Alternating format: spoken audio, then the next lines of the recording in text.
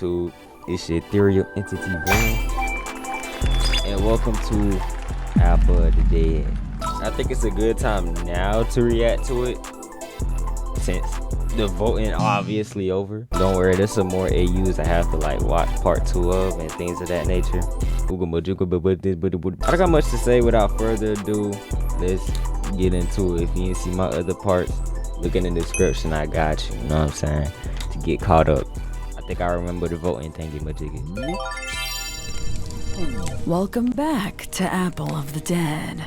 In the last episode, Twilight volunteered to go on a mission to Ponyville, much to Trixie and Rainbow Dash's chagrin. Once the cadets reached Ponyville, they were immediately attacked by the Ends, a horrible end-stage version of the infected Two people got bodied, mercy. Despite their best efforts, Thunderlane succumbed to his injuries, and Pony Joe was bitten. Trixie and Twilight had just enough magic to fight off the attackers and get away, but their power was waning. Twilight was presented with 2 options to move the story forward, and you, the viewers and voters, chose to trust Twilight's instincts and hide in Golden Oak's library. W. Did you choose wisely? I don't trust Trixie. Trixie was lying, bro. Trixie stay lying, bro. So nah, I don't trust her. I don't know what's wrong with me. I keep getting these cravings that I can't control. Being here in this... Damn it. Why can't I remember what this place is called? There's a lot of books. I just want to remember things better. Like yesterday, some old pony with part of his jaw hanging off came over to me. He looked at me funny, but I kept my eyes on him. I wasn't sure what to do, but every time I tried to talk, it's just wrong. I know I can talk. I've done it my whole life, and I can even feel the words. They're stuck in my throat, but I can't get them out. But something did come out, though.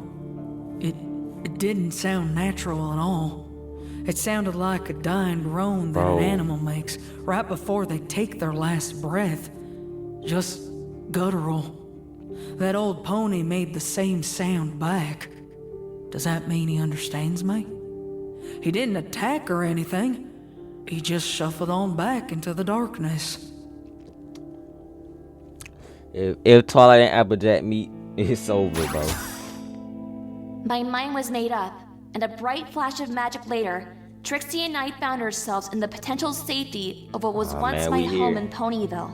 Damn it, Twilight. You still couldn't trust me? You just lied. Everything we've been through and everything I've done for you? I winced, bracing myself for more anger, panic, and exasperation. But it doesn't come. I let a few moments pass by before I warily open one eye. I see Trixie with a forlorn expression, looking out the window next to the library door where we had magically appeared. I match her gaze and can see the chaos that was ensuing outside. Both the wagon where we had been hiding and her own wagon were now completely covered with infected ponies and even some of the Ends.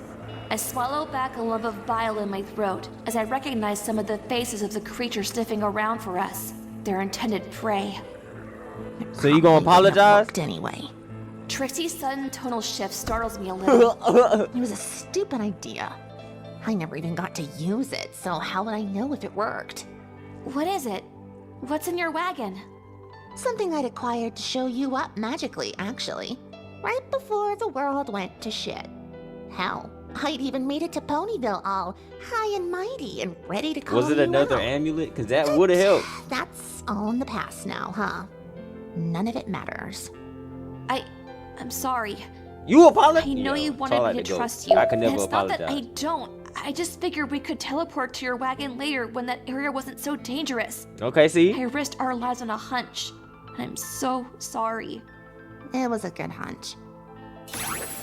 Trixie ignites her horn with a soft light and outstretches her hoof Trixie towards not the the type to interior of the apologize, library. The light it offered was very dim, indicating how magically exhausted she really was. To help, I do the same, so we can both adequately scan our surroundings. Even so, just a light spell was giving me a headache. and making me feel woozy. Applejack was Magic near can some only books, go bro. on for What if so long Applejack in after here? all.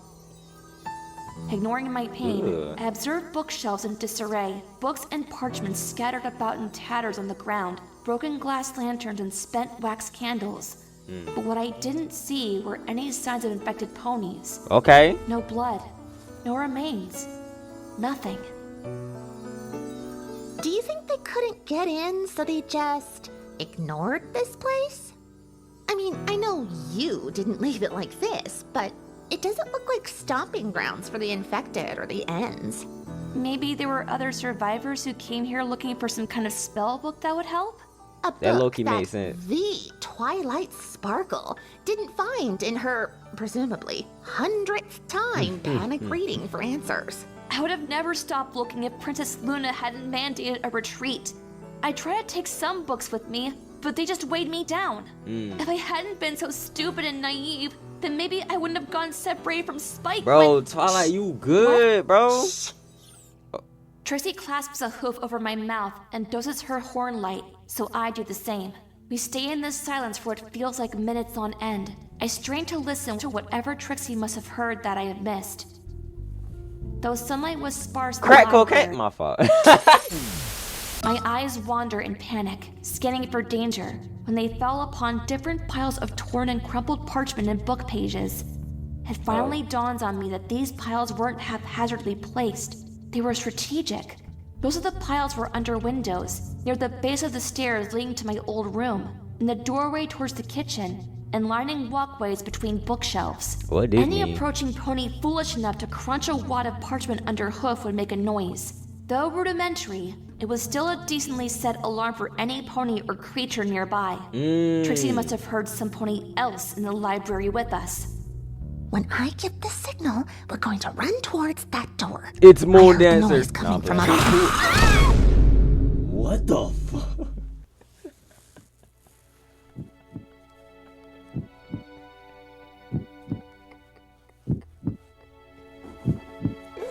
That shit caught me off guard.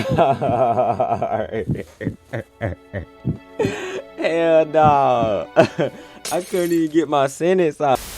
Oh, she going back to the When I lobby. give the signal, we're going to run towards that door. I heard the noise coming from up. Didn't even let me get a chance. I scream out in shock and panic when Trixie is ambushed by an unknown assailant from the top of the staircase. I see a faint outline of their bodies rolling into one another outside of the purview of sunlight. Trixie's unicorn light ignites to separate the two of them and get away, but the magic is extinguished almost immediately and is followed by an unholy outcry of pain. She going back to the Shadowy lobby. figure has lashed onto Trixie's head and horn, and I can hear their teeth ripping into her flesh. She's so I tried to grab my dead! horn, but my magic hiccups. As I had feared, I was magically spent and therefore useless. Bro, Twilight, I raced up the steps of the library, trying not to let my legs buckle from the stress and horror of what I was hearing. I didn't even Bro, I thought Trixie was like a side character. I mean, she obviously a side character, but like main character, like top 3 main characters. She just got body like that. Bro, this is just like The Walking Dead. Little plot armor. You'll meet a person, they'll be so kind, they'll have so much potential, and they'll just die. know if this was an infected or one of the ends. Once I reached the top of the steps, I could see the old wooden table I once used as the desk, still sitting undisturbed in the corner of the room. I raced for it, dragging it from its place and propping it up against the door frame of the stairs I had just ascended. I forced myself to quiet my sobbing as much as possible so as not to draw too much attention to myself. I propped myself up against the table and hoped the thick mahogany is enough to protect me from the infected on the other side. After a short while, all the sound in the library dissipates, and I'm left in a terrifying silence. I can feel my heart pounding in my chest and the fearful shake in my hooves as I continue to Yeah, that's her. That's her. That better not be no mannequin. That's press her, bro. myself against the table. I need to keep as quiet as possible so that I will be able to hear the assailant climb the stairs. The longer it takes for the infected to find me, the more time I have to scan my surroundings. Although I appear to be safe, I know there may be other creatures still lurking in the shadows. When I am certain I'm alone, I process the sight of the chaos of the room. I spy quills and empty ink pots surrounding a strange massive ring of crumpled parchment. It vaguely reminds me of a pony-sized nest.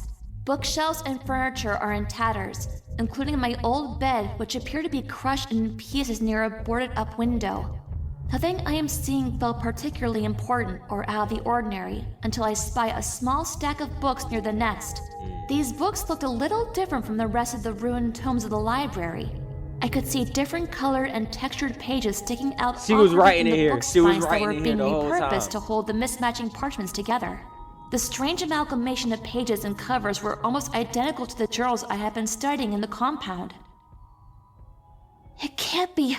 It just can't. What? Before I can contemplate retrieving said journals, I hear the unmistakable sound of footsteps on the staircase. As I await my gruesome fate, images of ponies in places long past cycle through my mind with every Life hoofstep. flashing before the I shed eyes. silent tears for my friends, for my mentor, and for my mare friend, who was undoubtedly deceased only a few feet below me. I weep for what could have been, and what will never be. I weep for the lives sacrificed, and the foolishness of my own decisions that had led me to this point. I weep until the attackers on the other side of this table bear I haphazardly created. I can hear my adversary's hooves clumsily touching the wood of the table, as if in confusion of why it was there.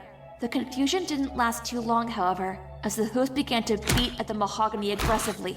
I can hear a strange guttural sound along with each new getting beat pummel up. against the table. When the wood starts to fracture, I hear movement again, like the pony is repositioning themselves. It's followed by a buck so powerful and loud that the table splinters into innumerable pieces around me. I scream, colliding hard into the adjacent wall. We did. Y'all got us killed. Y'all got y'all playing. Cascades of tears to see who I would come face to face with here at the end. I'm not entirely I freaking convinced that knew my it. mind isn't just playing tricks on me, as I behold the very pony I had made this trip for in the first place. Goodness. Applejack! I can see the orange of her coat, although it is muted in color and marred with cuts, scrapes, and old wounds that don't appear to be healing.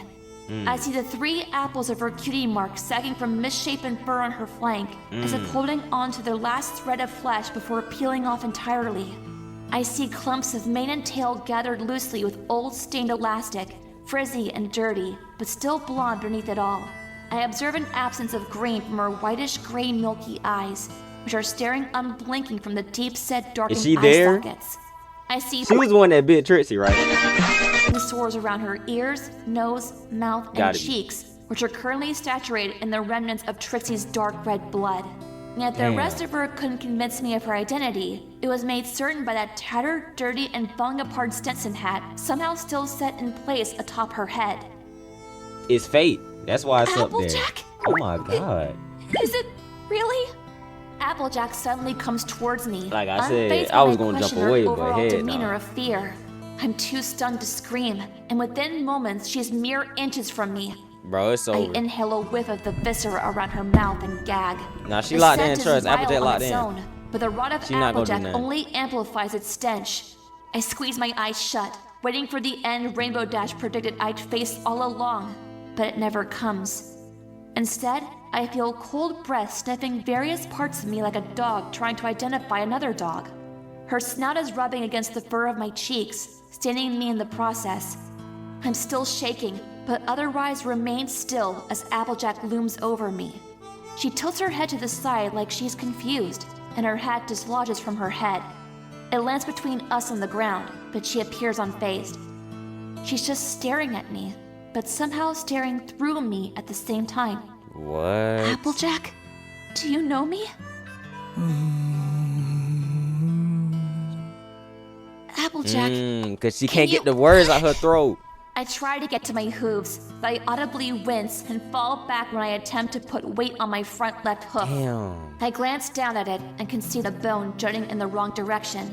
The bug that had sent me soaring across the room had done more damage than I had realized. Applejack still seems confused, but is not advancing on me, so I attempt to make a temporary sling. Cradling my left hoof to my chest, I awkwardly try to secure the rope I'd packed back at the compound with my free hoof and mouth, Okay. Applejack watches. Her only movement comes from slight swaying on her hooves, as if it's difficult to find balance. After a few clumsy minutes without success, I see AJ's hoof reach out to hold part of the rope in place so that I can finish tying a knot. She still got some of her brain. Thank you, Applejack. I keep saying her name, hoping she recognizes it in some way, but she doesn't react. I'm your friend, Twilight Sparkle. Damn, man. Do you remember I know me, she going AJ? through memories, bro. Or she had struggle with memories, so. You used to call me Twi? I feel Sugar a pain in cube? my heart when I mention my nickname, first given to me by Applejack so long ago, and adopted by most of my friends since. You've been writing in journals, haven't you? Are you looking for some pony, or someplace safe? I reached for one of the journals in the stack I'd seen near the strange paper nest. Are you writing in this so some pony can find you? I struggled to open it with one hoof and no magic. Eventually, I pried it apart to see this one unfortunately saturated with some strange combination of ink and grime, rendering it completely indecipherable. Damn. Mona Lisa. Okay, Art. No, not this one per se, but others just like these? I scooped the other 3 journals into my good hoof and hold them up to her, hoping she'd recognize them. It's how I found you! It's why I came here looking! I was looking for you, Applejack! I cut my sentence short when I hear the sound of glass shattering coming from downstairs, followed by grunts and moans. I quickly deduce that the smell of Trixie's remains has attracted other infections, No! and I'm no longer safe. Hey. Not that I was entirely safe to begin with. Quickly, I stashed the 3 journals in my hooves into my saddlebag, knowing that regardless of my current state, I would likely have to start running again soon. Though I couldn't be sure, I would have sworn I saw semblance of panic on her marred face. She staggers towards me, her head and limbs swaying like a foal trying to learn to walk for the first time. As the noises below us get louder, Applejack closes the distance between us. She accidentally crushes part of her hat under hoof, which gives her pause. Painstakingly slowly, Applejack leans down to grasp the rim in her mouth before bringing the hat up to rest on my head. Nah, I ain't gonna lie, Applejack the GOAT. This is so fire. I'm not sure what the gesture means, but I don't question it. I hardly have a moment to even ponder on it before Applejack's head is suddenly at my back, pressing into me to stand on my good 3 legs. The push is so strong and sudden that I almost fall over. A few panicked hoof steps later and I am upright, but the sound I make to get to this position is a dead giveaway. I stand still, frozen in fear at the sounds of multiple infected ponies below us, but I can Applejack barely pushes me commentate, from bro. behind This shit again. is so I good. stumble forward, walking down a few steps and into plain sight. Tears immediately spring to my eyes when I see 4 gathered infected, crowded around a bloody mound. They turn their heads towards myself and Applejack, who is still forcing me down the steps. I move unwillingly, but keep my eyes on all of theirs. It's difficult to make out details of who these ponies used to be in limited lighting.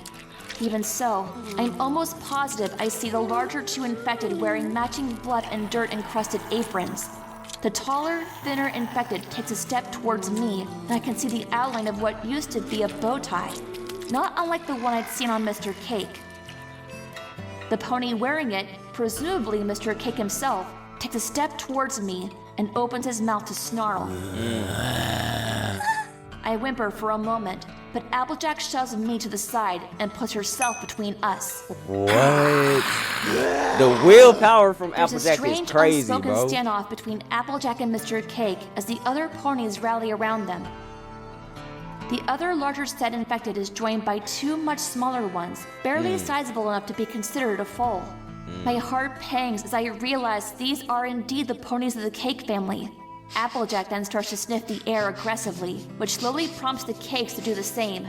They lift their snouts and inhale the scent of the room. Damn, One of the man. twins stumbles towards me, sniffing fervently as they do. I remain unmoving as they look up at me with wide, milky eyes. After an uncomfortable beat of silence, they turn back around to join their family non-aggressively. Then the pair of twins turn away from the mounting tension in the room, I can hear them fighting over some part of Trixie that I don't care to identify. One by one, the cakes pull away from Applejack and myself and dig into the meal so readily available at their hooves. I'm still blinking back tears as Applejack pushes me outside the library with her snout. Once I'm in the open air again, I can take a clean breath, but that was the only reprieve I felt. You gotta bring Applejack with you, bro. They gonna body Applejack. As we survivors had feared, swarms of infected I ain't gonna lie. around this. If she get back home, no one is going to believe her, bro. Yo, I just had an infected pony fight for me. Like, it was an infected pony fighting other infected ponies. They gonna look at him. They might kick out. You gotta put it on. I don't even know you can put it on. You can't put it on God. You can't put it on Celestia. I don't know Celestia at. You can't put it on Luna. She might kick you out. You gotta put it on goddamn. On Cadence's life. Streets of this is Ponyville, funny. wandering aimlessly with no apparent direction. I couldn't see any of the ends around and wondered if the majority of the infected didn't like them either. Could the infected be fearful of their future selves? Applejack started to push me again, but I was far less resistant this time. I'm stuck in a mental state of shock and awe by the fact that no other infected appears to acknowledge the presence of a survivor in their midst. After a few minutes of slow, deliberate steps, it is clear that Applejack is leading me somewhere purposefully. Considering that I'm out of options, I acquiesce. We continue this way for a time until I can see the outline of Ponyville General come into view. I steal a glance at my hoof and my makeshift sling and chance a small smile. The hospital will have plenty of supplies at my disposal to tend to my broken bone and various other wounds. I take a step out of Applejack's intended path and she grunts at me. Dang. She steers me back on course, but I'm no longer entirely compliant. I realize as we approach the hospital, only to then pass it by, that I have another choice to make. Do I deviate from Applejack's path and run for the hospital, or do I continue onward? Continue onward. I truly do need the medical supplies to set this bone properly, but I certainly don't want to upset the only infected I've ever met that is trying to help a survivor. Would she follow me into the hospital? Does she even know where she's going, being as mentally degraded as she is in this stage? She does. What should I choose? Bro, you gotta trust Applejack. You gotta trust Applejack. And now we have come to another crossroads. Twilight is in need of medical supplies, but I wish I wasn't so late. come with dangerous I think I could have been able to vote. Does Twilight continue on with Applejack to the unknown destination of Applejack's choosing, or deviate from Applejack's path and go to the hospital to fix her broken bone? In the last 20 seconds of this video, there will be two options that you can click. You must click that selected video to cast your vote. In addition, there will be a community post you can vote on as well.